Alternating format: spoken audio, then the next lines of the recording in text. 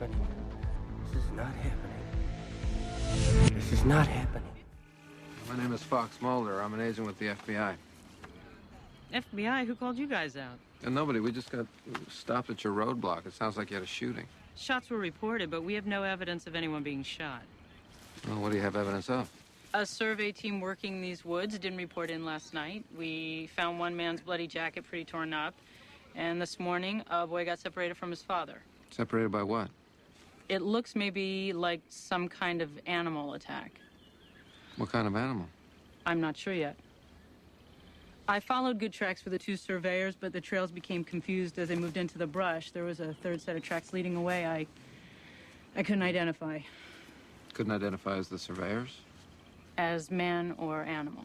Welcome to the show, everyone. Today we're covering Detour, written by Frank Spotnitz, famed executive producer of The X-Files, and it is directed by Brett Dowler, who is, this is his only directorial contribution to the show.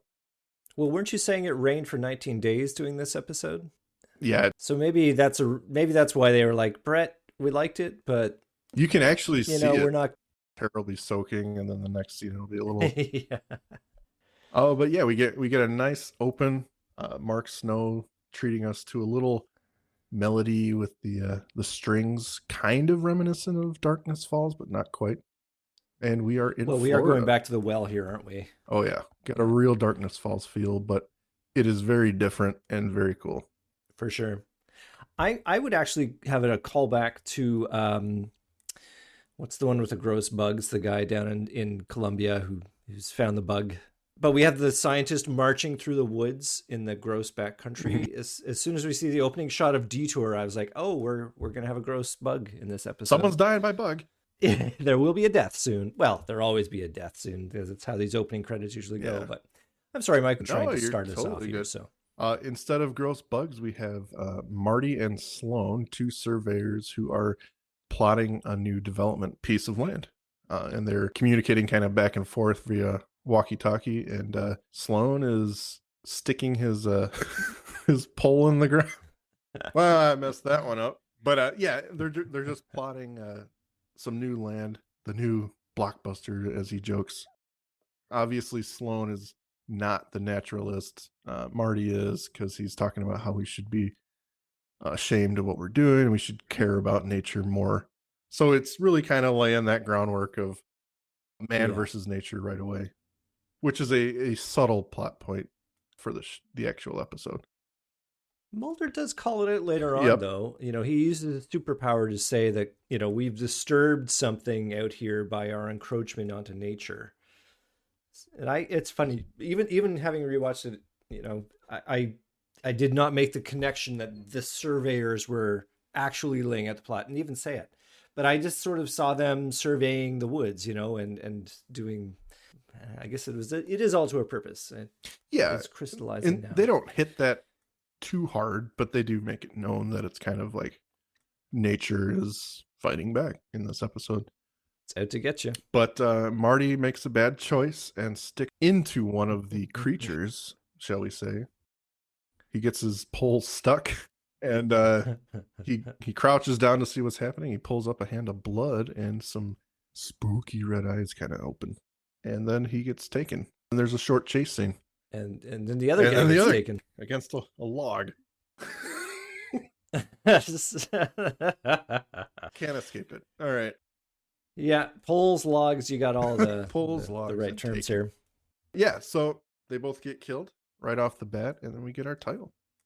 Suspenseful. I just want to say I like I think if there was a theme in this episode, I put down in my notes teamwork. Mm-hmm. And that is obviously the running gag, for the whole FBI angle that they're going off to a team building set episode. But just the idea of Mulder and Scully working together, the bad guys working together, the surveyors working together, it's a nice trope that they come back to constantly. It's very cool the way they kind of parallel that with every character or set of characters. Yeah. Good call. Yeah. After the title, we get a man and his son. They are doing some hunting in the woods with their dog. Actor Alf Humphreys, who plays the dad, Mike Asakoff, Also appears in a couple other episodes, one of which I believe is Space. Oh, that treasure. Yeah. Yeah. It's Well, they're lucky they called him back then. he's lucky he got called back. Yeah. Having his name tied to that alone would have been terrible. Do we know if we've seen Bo the dog in other episodes? I have not. No. Bo is the Adorable. best part of that scene. Yeah. And they're having a nice little conversation about how dogs are better at hunting.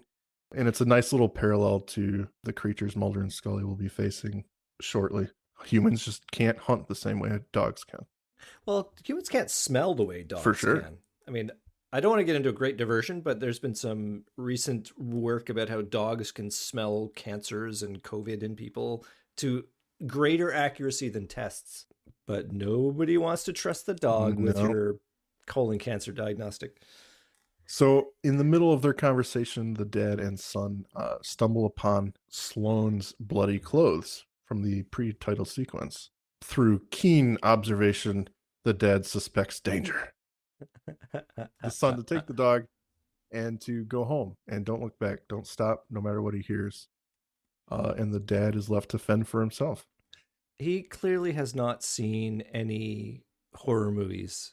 Yeah, 'Cause you don't split the party. even Rule that, but number it's one. like you're telling your son, who, yes, I understand you care, but sending him off alone.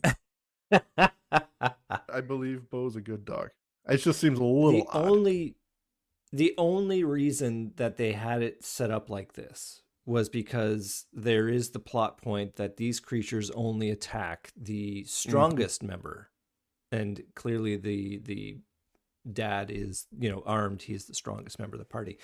But this my thing. I what if the episode too much, and I looked at that like, this is just tactically a bad decision to send your kid Your off on son, his you own. have nothing. If it's you don't even have your own little pop gun. If it's an animal out there, then it's like, oh, thank you very much for Thank you for sending the weakest member.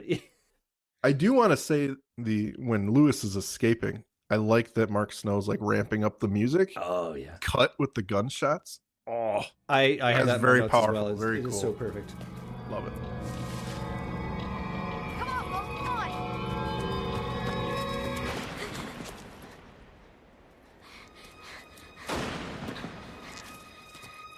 We don't call out Mark Snow enough. No. Musically. He is on point.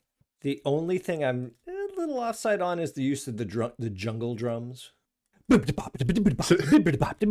As I always do, he is not subtle when it comes to exotic. If there's any hint of a non-white situation, Yeah. We're in the jungle now. Break out the Caracas. Yeah. and then in Hell Money, he does it a lot too. From the dad getting overtaken, Lewis is escaping back home. We cut to a car, and Mulder and Scully are actually the passengers in this car, along with two other agents. And we learn that they're going to a team building meeting, which I just want to say is hilarious considering these two are coming off 2 episodes where they actually coordinated a very in-depth. I think they work very well together. It's such a good storyline. It's so easy to make fun of, though. It's so easy to make fun of, and David Duchovny's in his element with the dry side puns. And the two agents, Stana Cypher, oh man, they are rubes, having a great time, and man, they cannot wait to get back there. My guilty pleasure is these two agents, though. Carlos Stana Cypher and Michael Kinsley. I think that if they're going to give a sideshow to Lone Gunman, I could watch this. they risked a real opportunity to have an episode, a whole episode, or at least a callback of these two duds later on, because They're so innocent. they are. And they come in at the end to save the day, honestly, right? They get a little bit of comeuppance, but I think that they're obviously they're wonderful as the counters to Mulder and Scully, right? They're so not clued into the greater conspiracies of the world. They're interested in the wine and cheese reception, but We're gonna be late. So good. all right. But the whole thing here obviously is, yes, Mulder doesn't want to go to the team building episode, But Scully's into it. Is this just her playing ball with the Bureau? Like she knows that's departmental policy and she's going to play ball? I don't think this is anything like she wants to do it, but she's very willing to do what they ask. It's believable for her character, kind of going with the flow. True. Fair. But they get stopped at a roadblock. The local police have the road blocked and there's a situation going on. And Mulder uses this opportunity to exit the vehicle, stretch his legs a little bit. But any opportunity to get out of that vehicle, I think is pretty clear. Like, very much so. Oh, I might have to stay here, guys. They might need a little help in the roadblock. I need to brush up on my roadblocking skills. Let me just go get my safety vest and my spray paint from the car. And while he's stretching his legs and kind of getting some fresh air, he is approached by a very frantic woman, the little boy's mother and wife of the man who disappeared. This is Marilyn Gann, and she was the attorney in Young at Heart. Oh, yes. But yeah, she mistakes Mulder for actually someone who would know what's going on. He is not one of the local police, obviously, but he tells her he's going to go check, see if he can get some answers for her. And then he approaches yet another character actor, Colleen Flynn. She plays the alternative kind of healer, hot redhead. No, not that, but yes. Oh, sorry. Excuse me. She plays that alternative kind of healer specialist, or spiritualist, I should say, in All Things, the episode written by Gillian Anderson in season 7. Well, we haven't got there yet, Mike, so don't spoil. I'm sorry. I actually really like her character. She's well portrayed in Absolutely. this episode. Like, I like that she is up for all the challenges and is essentially putting our FBI agents in their place. Yeah, she's authoritative, but she's not a jerk like typical X-Files law enforcement. We're not going to work. What are you doing here? She's very protective, I think, of her situation, but she's accepting of their help. Yep. And I just like her because I feel like I've met this person. Field trips, anytime. Yeah, that's a good point. She sells the character very well. But I think that it's not a coincidence that they chose her. They've done this before, the sort of second fiddle hot redhead, an obvious head turner for Agent Mulder, and you suspect that maybe he is getting in on the investigation, not just because it's interesting, but because he's like, I could totally be into helping this fellow officer of the law. I don't know that I ever picked up on that. I mean, yeah. Well, he kind of gets some information. There's been a predator attack. They don't quite know what's going on. She's identified 2 sets of tracks. She cannot identify whether it's an animal or a man, the tracks. So it's interesting. Yeah, they make some good hay out of the tracks in a future scene. But the reason she can't identify them, of course, we learned later, is that they have human characteristics to them. Yep. Mulder, we've got this conference. They're waiting. Yeah. How do I say this without using any negative words, Scully? You want me to tell them that you're not going to make it to this year's teamwork seminar? Yeah. You see that? We don't need that conference. We have communication like that, unspoken. You know what I'm thinking? Come back to the putting teamwork conferences down. She's like, all right. Yeah, this is not new information to her. But we go from here to the Asikoff residence. It's nighttime. The Invisible Man is playing on the TV. Lewis is going to bed and his mom's tucking him in. They share a little conversation about how if Dad had hit what he was aiming at, he'd be home. Lewis is pretty sure he's dead, unfortunately. I like the use of the Invisible Man as the clip, clearly because the I'm calling them the tree men, because they're invisible. Yep. Essentially. Yeah.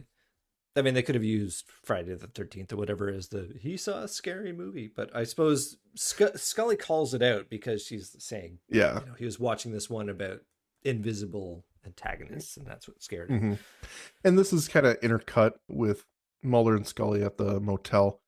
Mulder's being Mulder. He's doing some research on predators and trying to find out the tactics that have been used in the story described by Lewis of them being separated. And Mulder comes up with a theory pretty quick, which species will separate the strongest and go after the strongest when the weakest is vulnerable.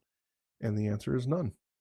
I do like that moment where she brings back the wine and cheese. He just leaves her there. When we get back, we can build a tower full of furniture. All right. At least They have no shortage of jokes that they can make at the extensive team building exercises. right. But back at Lewis's house, the dog is going ape shit, and the mom lets Bo out, follows him. What are you barking at? Most disturbing to her, the dog is not listening to her. He's doing something in the bushes she can't tell. Yeah. Something is very wrong. So when he refuses to come back in, she decides to leave him. And then the door is locked from the inside. Interesting touch, right? I mean, it says that this is not a villain that is an animal. It is clearly a very intelligent, a very human animal in a way, because it knows how to operate locks. Yeah. This is not just, it's learning. Yeah, and it's clearly luring her outside too. Okay, in that case, again, why is the kid the target? Isn't she the stronger? Because he was in the forest, and he is now the enemy. Okay. That's kind of how they play it at the end of the episode, where anyone kind of encroaching, to use that word, is now the enemy because they're coming into their territory. They got the smell of the forest on them, so they gotta die. Unless you're a dog, the dog is gonna live. Bo is safe. Lewis gets shook out of bed by the noises mom's making, and he wakes up to glowing red eyes down the hall. And we get jungle jungle bongos. A creepy chase scene that, the effects are not great, but at the same time, it does look creepy enough for me. That would be pretty frightening. Yeah. Do we think that this is Brett Dowler's choice to use the visual effects on that chase? Oh, I'm sure. And I do have some comments about the visual effects later on in the episode that are actually pretty damn good. Yeah. But yeah, these particular... the whole camo stuff with the treatment is amazing. It's well done. Mm-hmm. Which I guess is right up... If you say Brett Dowler's an effects guy, then that is right up his alley. He knows what he's doing. So Lewis tries to escape through the doggy door, and who does he bump into but Mulder? This is where Mulder was going. Yes. He's going hunting.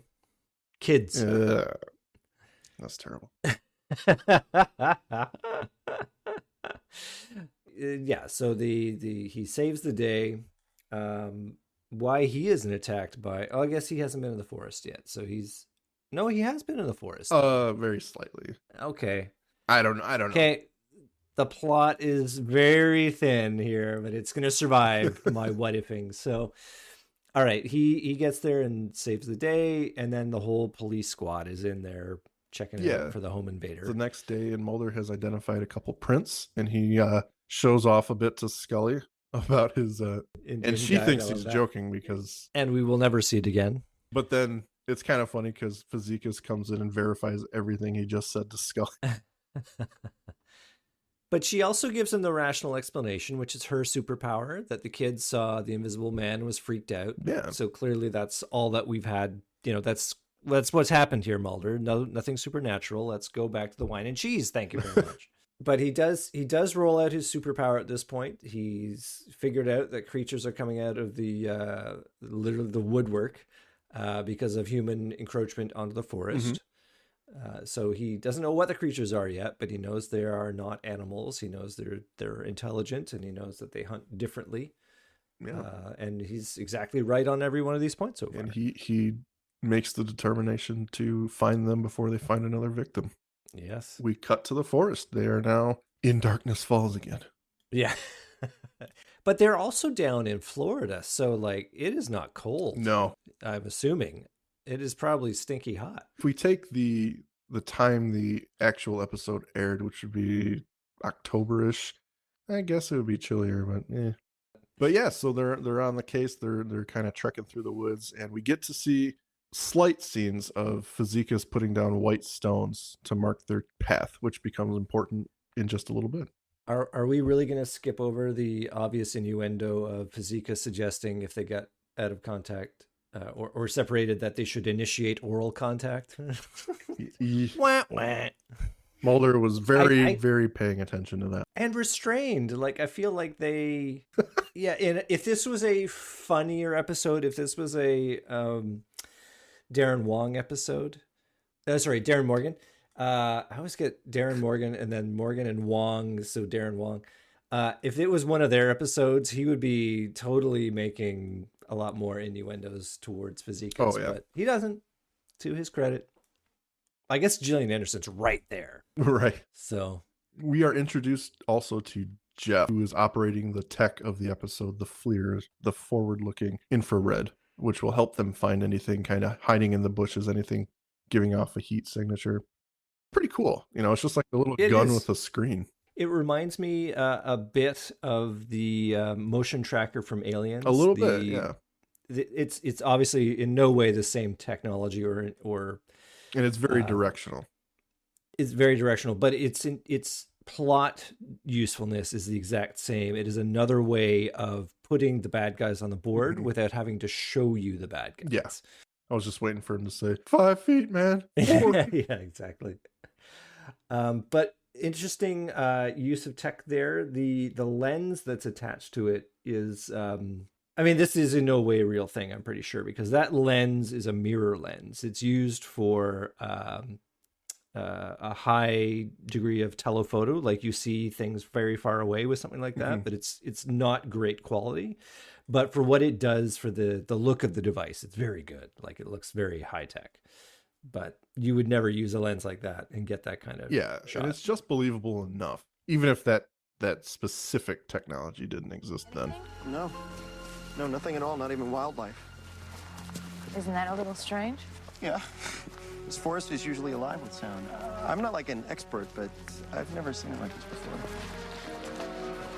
It sure is beautiful, though. That's what happens. People get to looking around, next thing they know, something eats them. What do you think killed those men? Nature is populated by creatures either trying to kill something they need to survive or trying to avoid being killed by something that needs them to survive. If we become blinded by the beauty of nature, we may fail to see its cruelty and violence. Walt Whitman? No, when animals attack on the Fox network. But yeah, the effect of the hand pulling the stones away that Physicus has left, that's so good and creepy, right? Because again, intelligent bad guys, which are going to mess you up. Jeff kind of keys in on something. He's got someone in the bushes ahead, and they kind of give chase because the creature runs off. They can't see it, but they're kind of, it's like you were saying, like in Aliens, they're relying on Hudson to kind of find the aliens there. They're relying on Jeff here because he's the only one who can see what they're chasing. It's pretty good.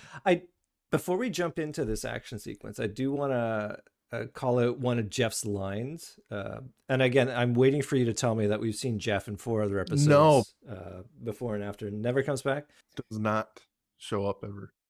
So I love his dialogue where he essentially gives his opinion of what killed the men. And we find out that it was a quote from When Animals Attack on the Fox network.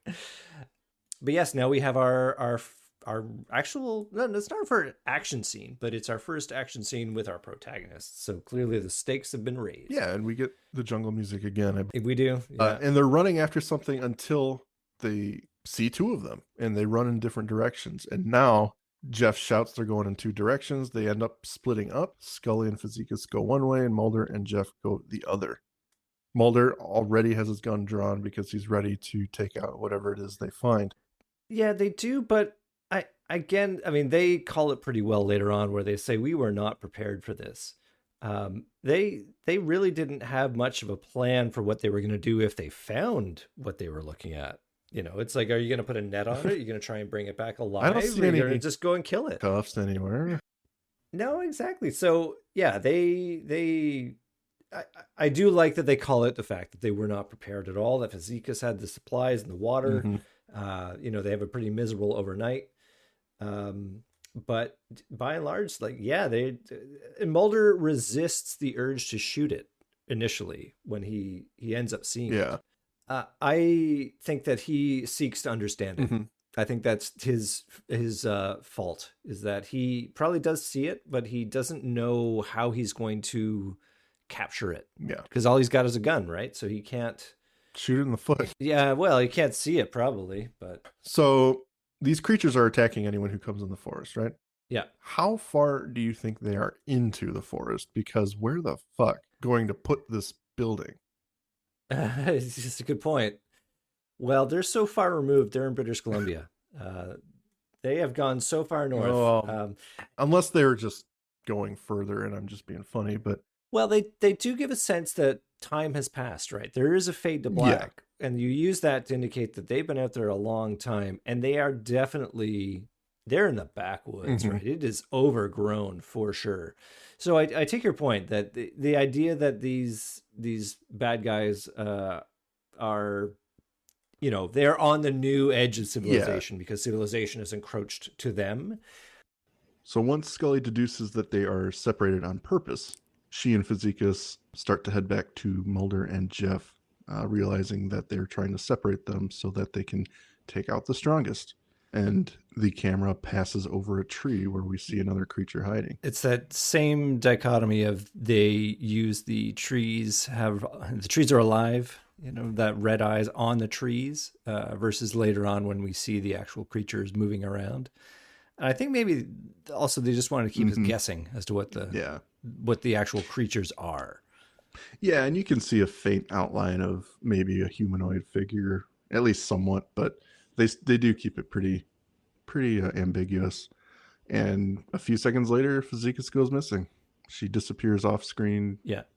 And Scully calls for help. The effect they use to remove the victims from the scene, this quick pull down. Yeah, the pull down, I think it's significant only because they always seem to strike from below, and also their cavern that we find out later in the episode. I think it's probably a way of just showing that that's where they're taken. Yeah, and that it's not a subtle attack. It's very quick and you know, almost superhuman. Well, in a lot of scenes, you're seeing them crouch too, so maybe that's their main method of attack is to blend in to the ground as closely as they can and just wait for you to come to them. Scully takes this opportunity to utilize Physicus' advice and stay put and yell for help. And Mulder and Jeff come. You mean to say initialize oral contact? Mulder's favorite kind of contact. Yeah. They come running, and then they have an argument. Jeff is kind of losing it. He wants to head back immediately. He's not digging their situation. Mulder is very dead set on finding Michelle. Can't seem to get a cell phone reception at all. Well, she's been told she's not going to get cell phone reception, but she's still trying to try because maybe. Well, you never know. I think it's a smart move. Do you think that Jeff was destined to die because he was wearing an earring? I don't know. Yeah, they have their discussion about going home or searching for Physicus. I think that there's a bit of Mulder looking for Samantha in this. Like, this is why he's irrationally looking to continue the search. He's so close. You know, every minute that they're not searching is a minute that she gets farther away. You know, that's his gut instinct, is to rescue the victim. So he's not logically seeing what Scully and Jeff are seeing. And I think there's a good argument to be made for both sides. The pragmatic side of, we don't have the resources to do this. Once it becomes nightfall, anything could happen. You know, we don't have any water. Physicus had everything. But I also understand that determination. We're right here. She just went missing. We got to find her. We haven't found anyone else yet, any other victims. So what are the chances if we leave and come back, we're going to find her? But I definitely agree with you, Andrew, that he's probably feeling a little bit of that Samantha Mulder. They definitely write them a lot less capably than they usually are. This idea of them going into the woods without a real plan. You know, they don't even really think about what they would do if they found the creatures. Like, would they capture them, or are they just out there to kill them? Or if they found other victims, like they have no real plan in place for how they're going to do this, other than let's just go out there and see what we see. Yeah, you think that they coordinated with, you know, the local fire department or something to give them a radio that works a long distance. This is definitely one of those threads that if you pulled on it a little bit hard, you'd go, no, they never would have done that. Even Physicus would have been like, we're not going out there without a shortwave. You know, let's take some ATVs out there and make this happen. Tire tracks on their face. Yeah, exactly. They never saw it coming. Ultimately, Scully sides with Jeff, and they decide to head back because of no equipment, no way to survive themselves. And shortly in, they notice that the stones that Physicus was marking their path with are gone. Yeah, it's a really nice touch, eh? But of course, we've seen that happen. It's now, of course, the character's opportunity to realize that this is happening. And it does freak Jeff right out, because of course that means that, oh, this is spooky stuff happening to us. Yeah, this is not happening. And they have a short little argument about the rocks too. You know, Mulder thinks he's just been spending way too much time staring at the screen to have probably missed the rocks. And then Scully notices the forest has gone quiet again. Yeah. We also then have Jeff getting to see, he does pick one up on infrared at this point, right? Behind them. He kind of picks it up and it's just sitting there. And Mulder goes to investigate. Of course, you got to think that this is them doing their thing. They're split up the party to drag out one of them. And we get some, curiously enough, we get a lot of violence from Mulder and Scully at this point. It seems that they only really get to use their guns in the jungle. The safest place. For other humans, anyway. Yeah. But Mulder goes to investigate, and Jeff is kind of directing him with his FLIR.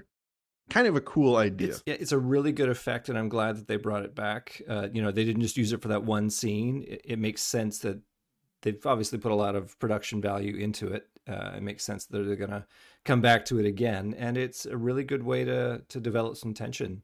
Having someone kind of scout your position.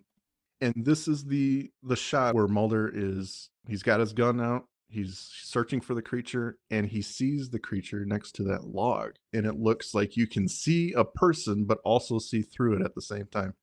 It is so good. It's so well done that you are there with Mulder looking at the log going, wait, is that a person there? And it's... Yeah, are those eyes or not? I can't tell. And not just the sort of clumsy red eyes on a tree effect, but there's an actual person there. So my guess is that they put the actor in position there and then really make up the heck out of them, so that when it came time to do the shot, he was literally camouflaged into place. And as soon as he moves, he almost completely vanishes, which is pretty cool. Well, it really makes you feel like you were right there with Mulder, seeing what he's seeing. Yeah, and he actually pops off a few rounds, and that brings Scully over to do the same thing. Yeah. Now they got a plan. Kill it. Yeah. Shoot at the bush. If it bleeds, we can kill it. Mulder asks where Jeff went. He also did not watch horror movies. He split up and they took him. Yeah. Which, interestingly enough, he could be perceived as the weakest. I understand why they took him, but I feel like he would be the weakest of the three. Just because he's running. But he has the FLIR, I get it. No, even more. He's leading the party. He's up front. Because Fazekas was leading the party before and they took her first. So... and they haven't been shot at yet, so they may not get that guns make you super powerful, the big bang sticks. But Jeff's leading the party, so he's clearly the strongest. I agree. And after they realize Jeff is gone, Mulder asks Scully if that's her only clip, and realizes that these creatures are spending their advantage. I think that's a bit of a reach. Because presumably they don't know what guns are. Although they would have encountered the guns from the hunter from our opening scenes. So they have been shot at, or at least been around when there's been a gunshot. It gives them a little bit more strength. We still don't know what these creatures are, and maybe they are super intelligent. Who knows? Yeah, maybe. I get that it's a nice thing for Mulder to theorize on. Well, they've been around for, jumping to the end, they've been around for 400 years, so I guess they maybe have been shot at once or twice. And without much warning, Mulder himself is attacked. He's brought to the ground by one of these creatures, although not disappeared. Well, he didn't get lured to a hole in the ground. That's probably what it was. Mulder gets injured, and we get a kind of a time lapse from commercial break to nighttime campfire. Yeah, there's no significance to the scene whatsoever. We could probably skip it, right? Still in shock. I was told once that the best way to regenerate body heat is to crawl naked into a sleeping bag with somebody else who's already naked. Maybe if it rains sleeping bags, you'll get lucky. You ever thought seriously about dying? Yeah, once when I was at the Ice Capades. When I was fighting my cancer, I was angry at the injustice of it, and its meaninglessness. And then I realized that was a struggle, to give it meaning. I think nature is supremely indifferent to whether we live or die. And if you're lucky, you get 75 years. If you're really lucky, you get 80 years. And if you're extraordinarily lucky, you get to have 50 of those years with a decent head of hair. I guess it's like Las Vegas. The house always wins. This scene has oftentimes been compared to the scene on the rock from Quagmire, and rightfully so. This one's definitely a lot more grounded in humanity and life and death. You know, Scully's just come off of her sickness, and she asks Mulder if he's ever really thought about death. I think this is a good tie-in to the scene on the rock, but it's also a good time for our agents to really talk to each other after all that stuff has happened. Well, it's much shorter Yeah. too, right? Like it doesn't. The scene in the rock goes on for 2 hours, or at least it feels like it does. But this one, Mulder is taking a bit of a backseat role because he's injured. You know, she is talking to him to prevent him from going into shock, and you know he's trying to participate in the conversation, but really he's not capable.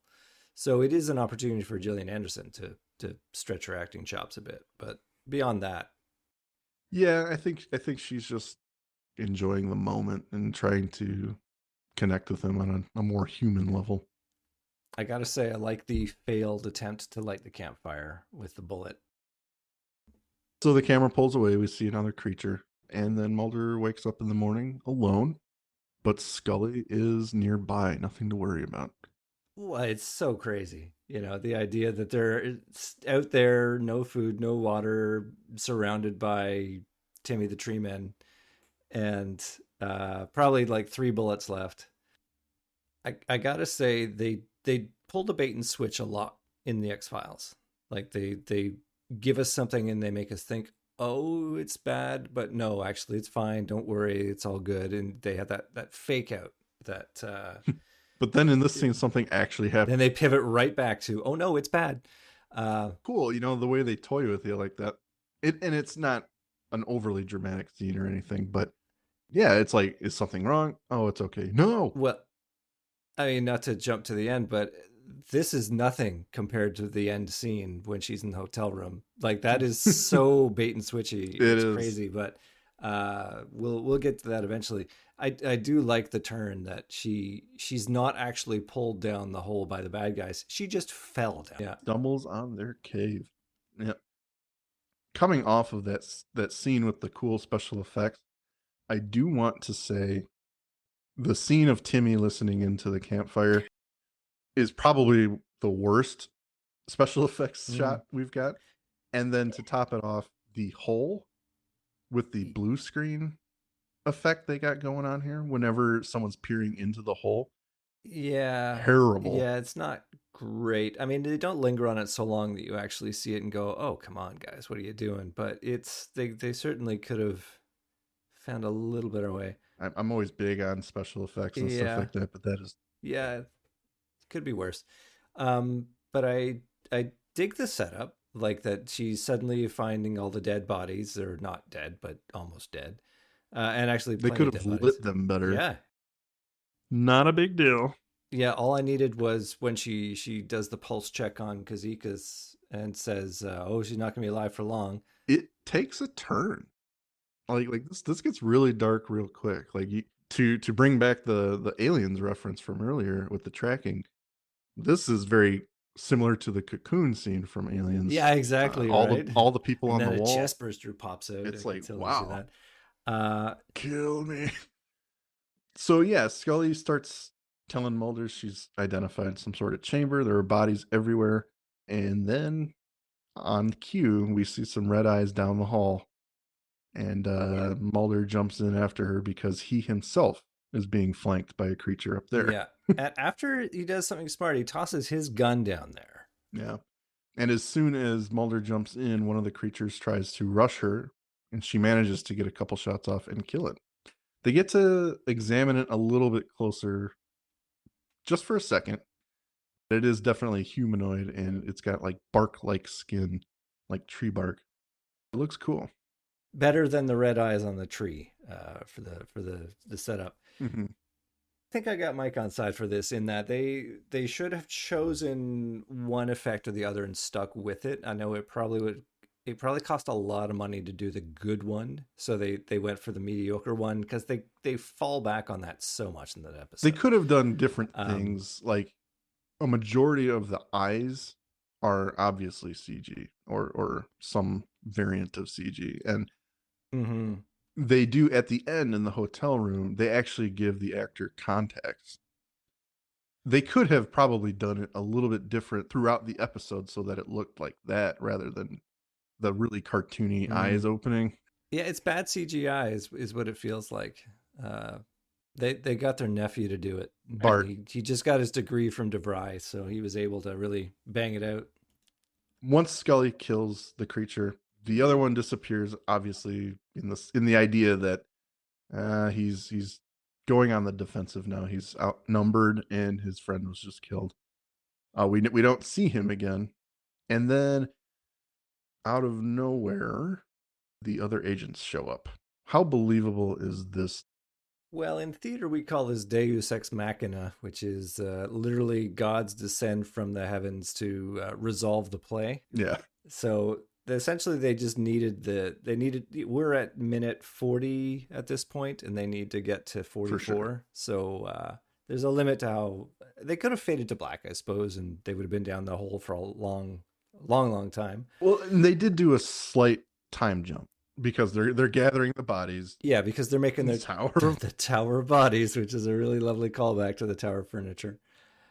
So I buy it though, because I'm just saying, like, as a whole, what are the chances of the other agents stumbling upon this? Okay, but I circle back to the idea that we have no context for the area that they are tromping through. True. If this is the new subdivision that they're going to be paving over and the blockbuster is going over there, I actually love the idea that this is a football field that they're marching through. So that makes the possibility that they were discovered by the agents walking around very likely. Okay. Because Fazika's probably also told people, hey, we're going to be checking out grid 48B.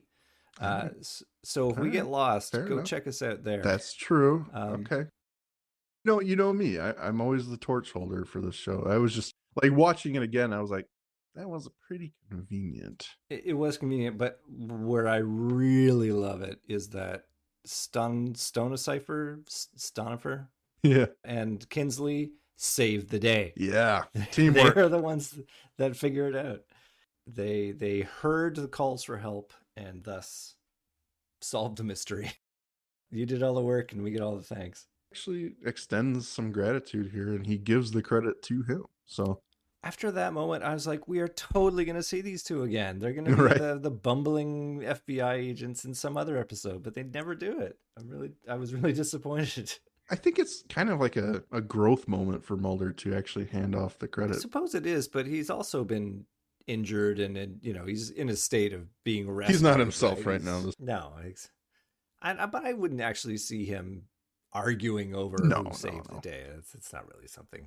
No, and that's not what I was trying to imply. It is a good moment for him to be magnanimous and probably honestly thankful that he has been, that they were rescued by these two. Cool that he actually gave this guy who he didn't really care for in the beginning of the episode some credit. He's not so big that he wouldn't give it to the little guy. Now, when you saw it, and even when you watched it again, did you see the carving of Ad Noctem? Because I didn't see that the first time I watched it. I'm fairly certain, only on the rewatch. But even then, I think the extension from this point to bring it to Ponce de Leon and the search for the Fountain of Youth, I think they could have completely ditched that. That was like an extension that I did not need. It is an interesting choice. I don't have any personal misgivings towards it. I'm always in for the adventure and the story they want to tell, as long as it makes some sort of sense. I'm not trying to give them a pass on anything, but I understand what you're saying when you say it's a big leap to have that be your bad guy or your explanation. It's just rolled out at the end to give us some, it could have been the Spanish conquistadors that have lived all this time. I didn't need it. how many monsters have we had in these episodes that are, tenuous? They're just, hey, let's have a crocodile man in the sewers, or let's have a squeeze monster in the, they don't need to be explained. And in fact, the X-Files rarely goes into a throwaway explanation. Mulder will drop some exposition to make the plot make sense, but not at the end. That's not his superpower. And that was leading into one of my questions that I had. What do you think of the explanation? Do you think it's garbage or throwaway, or? That's right. Okay. That's right. I don't think it adds to the episode. I think it kind of, it was a neat idea that they wanted to shoehorn in there. Mm-hmm. Maybe they were like doing up the plot and they thought, and then we'll do this thing at the end and the audience will go, oh, wow. But right. No, I don't think the audience did that. The Andrew stamp of disapproval. That's right. But it is worth noting, before we get straight to the end, that Lewis's dad is one of the survivors, along with Michelle. They got to them in time. So that is good news for everyone. Mm-hmm. I do love Kinsey saying, my jacket's in the car. Yeah, he's such a schmuck. I love him. Why didn't they make a show for him? But yeah, he gives the credit to Kinsey, and they have a short exchange as to why the monsters would have come out of the forest. And she says that, by that logic, they would be coming for any one of us. And Mulder realizes that Scully is not there and is alone. So he rushes to the hotel in an attempt to save her. But it turns out there's no need to save. On that scene, on the epilogue scene with Scully, this is my favorite by far in this episode of the old bait and switch, because they do it like 3 times. The camera fading into the shadow, and the music is swelling, and this is where we're going to see the red eyes, because they do this all the time. Mm-hmm. Yeah, it's pretty like on point that we're about to have a fight scene, and she's going to kick some more ass with that gun of hers. But I think it almost would have been cooler if at the end, when they leave, it panned down under the bed and there was nothing there. Like, that would have been kind of like, whoa. Totally agree. Like, I think what they would have been a better ending would have been they pan down and they see like a pair of socks or a shoe or something. Because his last line is, did you get everything? And she says, yeah. And then they go. But if they pan down and like her badge is down there or something, that would have been like the best little flip off to the... God damn it. Or a high heel shoe. Or She's something. Walking with a limp. Yeah. I am not going back to Florida for that shoe. Okay, so that's it. What are your final thoughts, Andrew? Let's start with you. I do what if this episode a lot. There are some threads that if you pull a little too hard, the episode comes down. I don't like that they paint them a bit as bumbling boobs going into the forest without a plan, because that generally doesn't happen. I mean, I would assume it doesn't happen for FBI agents of their caliber. But if you just ignore all that, then I'm cool with it. I was... In the moment, I wasn't sitting there going, well, that's not realistic, and crossing my arms and humping a lot. I think the cool factor of the chase, like with the infrared, makes up by far for those little misgivings. It's new and interesting and different, and at the time, it was very cool. So I give it a good thumbs up. I liked it. It's not my favorite Monster of the Week, but... I will totally forgive it because it does have my 2 other favorite FBI agents. And I think it's a constant source of disappointment that they didn't get their spinoff series, or at least come back in a future episode. I'm a sucker. Let me just say this outright. For Outdoors X-Files episodes. I'm such a fan of that aesthetic and that setting that these episodes really work for me. Is it as strong an episode as, say, Darkness Falls? No, probably not. But I still really like it. And more than anything, I think this episode was built around Andrew's idea of, you start with a scene and build out from that. How do we get to the scene? I think it was built around the check-in moment with Mulder and Scully, that campfire scene. Because this episode, while I made the joke earlier about them not needing a teamwork seminar because of what they just did with the FBI, the previous 2 episodes. this was a good way for them to kind of come down and have a real discussion about everything that just happened. And it's a really fun story, to be honest. I like the special effects of it, the story, even if the whole Ponce de Leon thing is a little tack. It's not important enough to me to kind of take away from the episode because it was still really fun and exciting.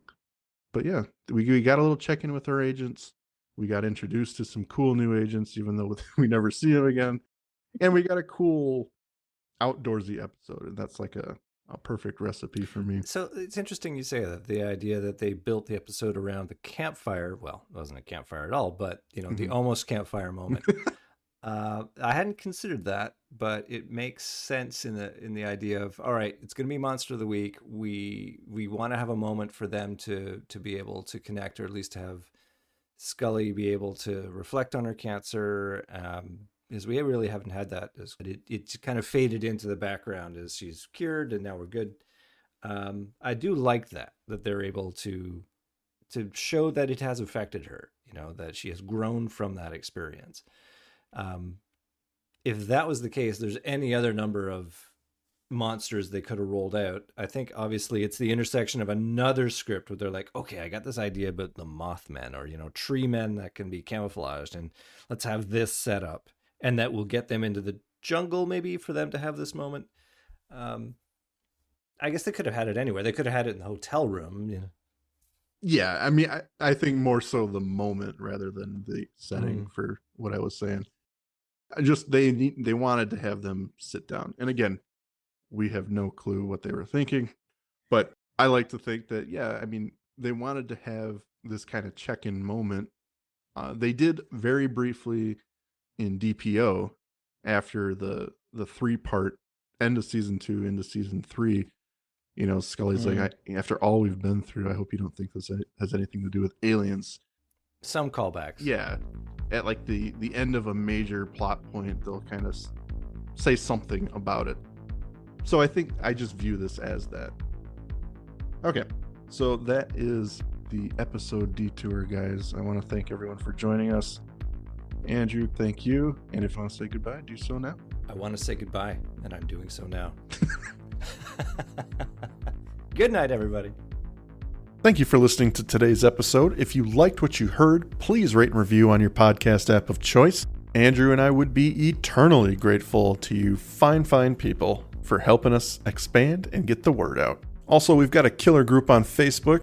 Feel free to join in on the discussion at facebook.com/groups/thisisnothappeningpod and become an official member of the syndicate. We do polls and we have questions for every episode to give you guys the opportunity to chime in and possibly let your voice be heard on our recordings. And please join us on our new Twitter at tinhxfilespod, no dash, to stay up to date on everything, moment to moment. Thank you, and remember, don't stop swimming. It's that time, everyone, the Magus Media Production sales pitch. Please check out our homepage at magusmediaproductions.net so you can stay up to date on all of our shows. Check out our Facebook group, facebook.com/groups/magusmediaproductions, both of which have our Discord link on it, where you can join us for live shows as we record them for future release.